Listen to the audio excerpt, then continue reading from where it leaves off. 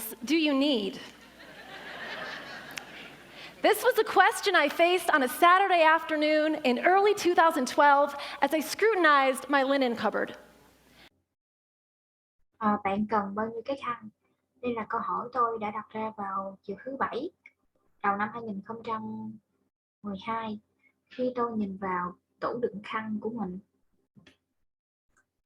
I had just started on a minimalist journey, inspired by my 1,500 square foot house that could no longer comfortably contain the possessions of me, my husband, and our 3 three-year-olds.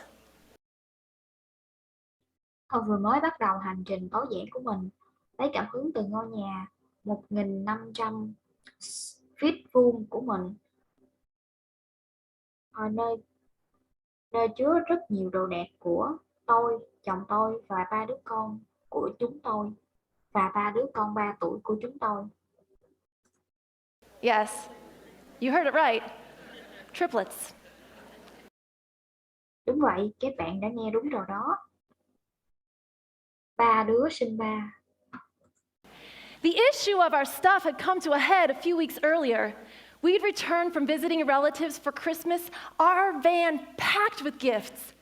As I walked into our house and assessed our already stuffed surroundings, a slow, frightening realization came upon me. We didn't have room for the things we already owned. Vấn đề về đồ đạc của chúng tôi đã lên đến đỉnh điểm vào tuần trước, khi chúng tôi vừa về nhà từ chuyến thăm Noel ở nhà họ hàng, với chiếc xe đầy quà cáp. Và khi tôi bước vào nhà, nhìn lại ngôi nhà đầy đồ đạc của mình, tôi nhận ra một điều đáng sợ. Chúng tôi không có phòng cho những đồ đạc này. Where was I going to put this new stuff? I considered my options. We could buy a bigger house. We could buy no one Christmas presents anymore, ever. Tôi sẽ để những món quà mới này ở đâu đây? Và tôi suy nghĩ về những lựa chọn. Mua một ngôi nhà to hơn, hoặc là không mua quà Giáng sinh cho ai nữa. But then a friend suggested a better idea. Minimalism. Live with just what you need. Tuy nhiên, bạn tôi gợi ý cho tôi một cách, đó là tối giản hóa, chỉ sống với những gì chúng ta cần. Never really thought about that. But back to my linen cupboard, there I was facing a literal tower of towels and one simple question: how many towels do you need? Tôi chưa bao giờ nghĩ về điều đó. Quay lại cái tủ khăn của tôi đứng đó trước một cái chỗ treo khăn, và câu hỏi đơn giản tôi đặt ra là chúng ta cần bao nhiêu cái khăn? The answer was surprisingly clear. 2 per person. But that's only 10 towels for a family of 5. Certainly wasn't the message I received from Better Homes and Gardens magazine. They told me I needed different colored towels for every season.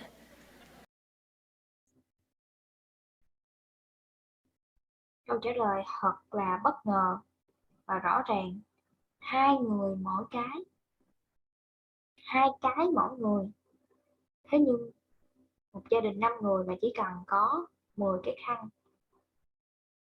Chắc chắn nó không phải là lời khuyên từ tạp chí. Họ nói ta cần nhiều khăn. Ta cần nhiều khăn, nhiều màu khác nhau cho mỗi mùa. 10 towels just didn't feel right. 10 cái khăn chắc là không hợp lý rồi. So So I went down to the basement where my husband Josh was blissfully watching Saturday sports to ask him a very important question. Honey, is it okay if we have just 10 towels?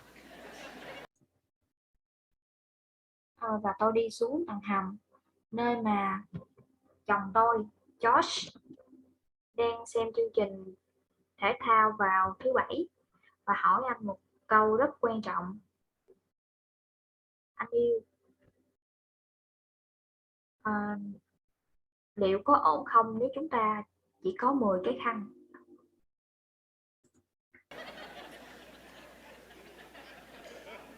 After a long pause, during which I'm sure Josh deeply pondered the critical issue of our towel supply, he responded with, yeah? And that settled it. 10 towels.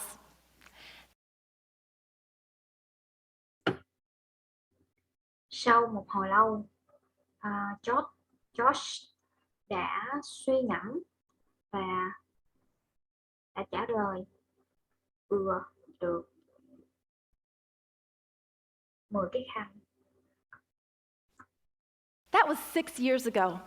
In that time, I have not increased our number of towels, and everyone in our family has been dry when they needed to be dry. Đó là 6 năm về trước. Trong suốt khoảng thời gian đó, khăn của nhà chúng tôi đã không tăng số lượng và nó luôn khô ráo khi mà chúng tôi cần khô.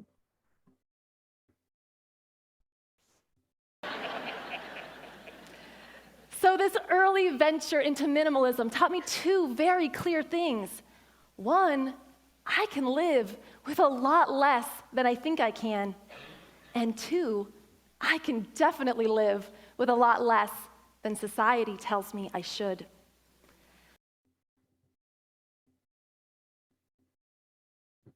Tôi đã học được hai điều từ việc tối giản trên. Thứ nhất, tôi có thể sống với ít hơn so với những thứ mà tôi nghĩ. Và thứ hai là tôi chắc chắn mình có thể sống với ít đồ đạc hơn so với mọi người nói là tôi nên có bao nhiêu đó đồ. So what is minimalism anyway? We've all heard the phrase less is more, but what does that look like? Is it Vậy tối giản là gì? Chúng ta đều đã từng nghe câu càng ít càng nhiều. Điều đó có nghĩa là gì? selling all your possessions and living out of a backpack? Is it never accepting gifts or having people over for dinner because the only utensil you own is one single spork? Có phải là chúng ta nên bán tất cả đồ đạc đi và sống với một chiếc ba lô? Có phải là không bao giờ nhận quà hoặc mời bạn bè tới ăn tối? Tại vì chúng ta chỉ có duy nhất một chiếc đĩa.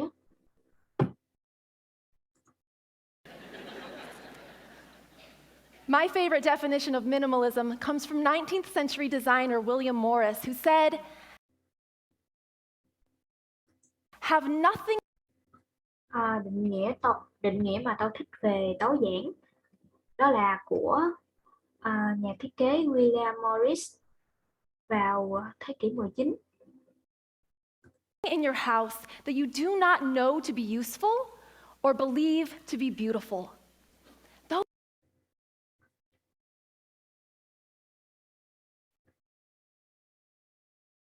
Trong nhà không có gì mà bạn không biết là sẽ có ích hoặc cho là đẹp. Those two words, useful and beautiful, are the checkpoints I use to decide whether or not items are welcome in my home. Hai từ có ích và đẹp là những tiêu chuẩn mà tôi sử dụng để quyết định là liệu món đồ đó có nên được sử dụng ở nhà của mình hay không. Is it useful to me? And I know it to be useful, meaning I actually use it. nó có ích với tôi hay không, và tôi biết là nó sẽ có ích, và tôi thực sự sử dụng nó. We're not talking about potentially useful. Ờ, tôi không nói về ờ, nó có thể có ích. Objects here. We're all pretty familiar with those.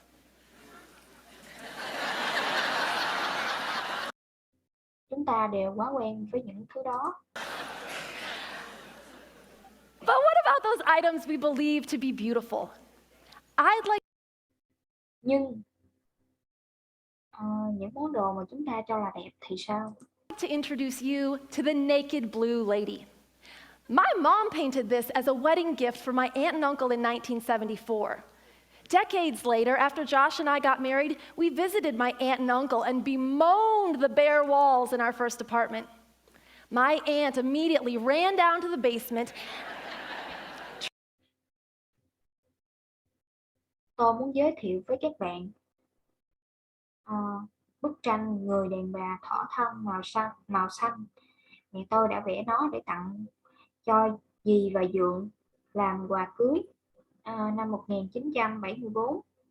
Hàng chục năm sau khi tôi và Josh kết hôn, chúng tôi đến thăm nhà dì và dượng và nói là căn hộ của tôi ờ, ờ, có những căn phòng trống, và dì tôi ngay lập tức chạy xuống tầng hầm. True story. And came back dusting off this naked blue lady that she'd been hanging on to for the past 30 years. Đây là chuyện có thật, và dì quay lại vừa đi vừa lau bụi của bức tranh người đàn bà khỏa thân này. Bức tranh đã được trưng trong suốt 30 năm qua. Now, some pretty obvious and time-delayed regifting. Rõ ràng là việc tặng quà đã được trì hoãn lại. But my aunt was demonstrating a basic minimalist principle. Let go of the things that are not beautiful to you so they can be beautiful to someone else. Và vì tôi đã chứng minh một nguyên tắc tối giản cơ bản, đó là bỏ đi mọi thứ không đẹp với bạn để chúng có thể được đẹp với người khác.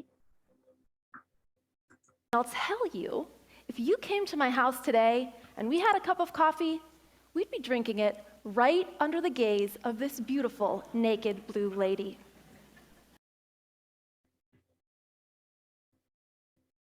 Và nếu bạn đến nhà tôi uống cà phê, à, chúng chúng mình sẽ ngồi ngay dưới bức tranh người đàn bà khỏa thân màu xanh này. And while we're on the subject of regifting, what the heck do you do when other people give you stuff you don't want? Và chúng ta sẽ nói về chủ đề tặng quà. Bạn sẽ làm gì khi người khác cho bạn những thứ mà bạn không muốn? I'd like everyone to take a moment and think about a time someone gave you something you didn't want.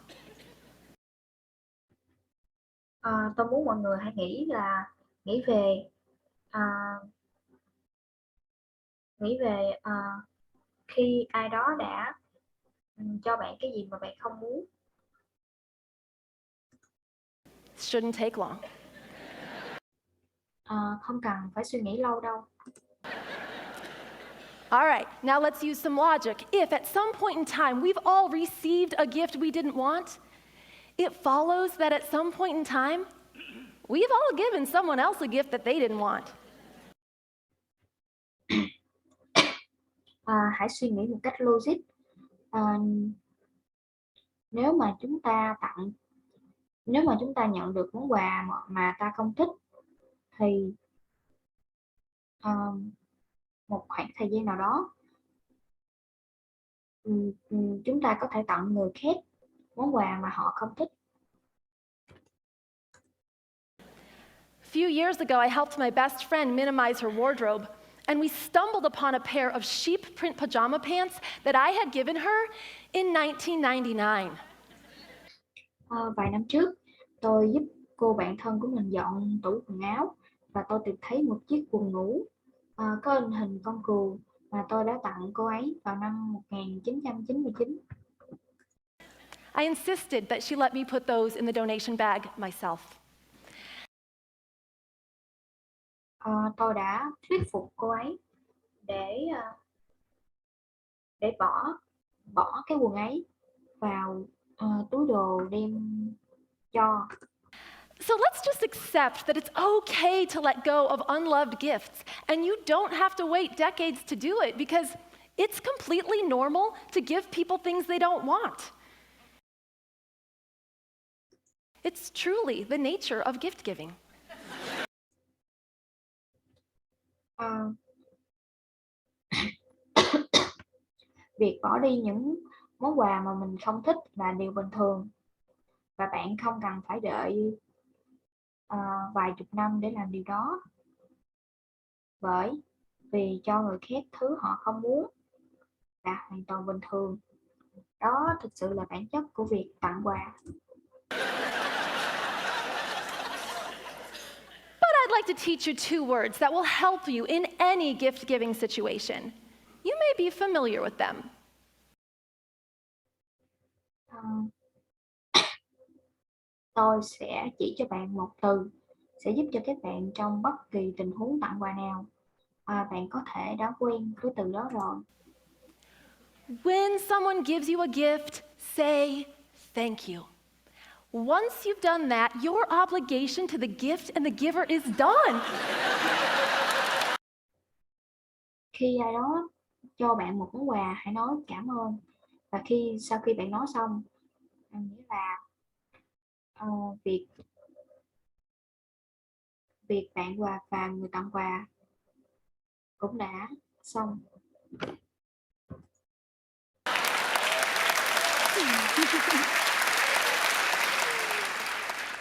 And it's now yours. Và bây giờ món quà đó đã là của bạn. If it's useful or beautiful to you, by all means, keep it. And if it's not, well, for Pete's sake, let it go so it could be useful or beautiful to someone else. Nếu món quà đó hữu ích hoặc là đẹp đối với bạn, thì bạn hãy giữ nó bằng mọi cách. Còn nếu không, thì hãy bỏ nó đi, để nó còn có thể hữu ích và đẹp đối với người khác. Now, of course, there are a million other reasons we hang on to things we don't need. Whether it's sentimental, or we spend a lot of money on it, or we're afraid that we'll need a lifetime supply of cable knit sweaters to survive the zombie apocalypse. Ờ, có hàng triệu lý do để chúng ta cố gắng giữ lại những thứ mà chúng ta không cần, dù đó là do tình cảm hoặc là do chúng ta đã trả rất nhiều tiền cho thứ đồ đó, hoặc là do rằng ờ, bạn sợ rằng bạn sẽ cần áo len để sống sót qua ngày tận thế. It all boils down to the same thing. If we don't use it or love it, let it go. Nếu bạn không sử dụng hoặc yêu thích nó, hãy cho nó đi. Can I tell you a secret?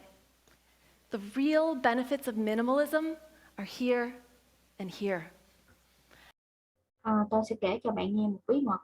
Lợi ích thực sự của chủ nghĩa tối giản là ở đây và ở đây. I mean, sure, it's great to have clear counters and be able to find your keys. But the reason I stay a minimalist has nothing to do with the way my house looks, and everything to do with the way I feel. Once I let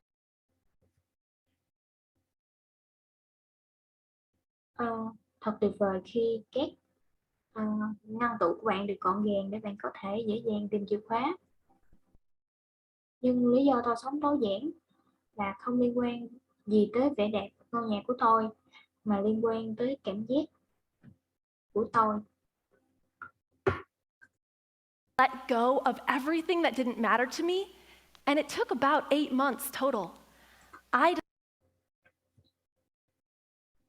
Khi bỏ đi tất cả những thứ không quan trọng với tôi, ờ, việc này ờ, mất đến 8 tháng trời. discovered three amazing things. First, Ờ, tôi đã phát hiện ra 3 điều tuyệt vời. free time. I started spending my evenings reading for pleasure instead of picking up my stuff. Điều đầu tiên đó là có thời gian rảnh rỗi. Tôi bắt đầu đọc sách vào buổi tối thay vì việc đi dọn dẹp đồ đạc. Second, peace of mind. I felt calm and relaxed in my home and comfortable with people just dropping by. Ờ, Thứ hai đó là cảm giác bình yên trong tâm hồn. Tôi cảm thấy thư giãn trong ngôi nhà của mình và thoải mái với việc là mọi người ghé chơi. And third, clarity. For the first time since having kids, I had mental space to think and dream, which resulted in some really unexpected changes, like start. Ờ, và thứ ba đó là sự rõ ràng. Lần đầu tiên từ khi tôi có con, tôi có suy nghĩ và mộng mơ hơn. Điều này dẫn đến một số thay đổi thực sự bất ngờ. Starting a business and writing a book, things I didn't even have the mental capacity to consider when I spent all my energy dealing with my stuff. Khởi nghiệp hoặc là viết một cuốn sách. Những thứ mà tôi chưa từng nghĩ là tôi làm, khi mà tôi phải dành hết tất cả các năng lượng của mình để mà dọn dẹp lại đống đồ đạc trong nhà. I believe that the physical state of our homes mirrors the mental state of our heads.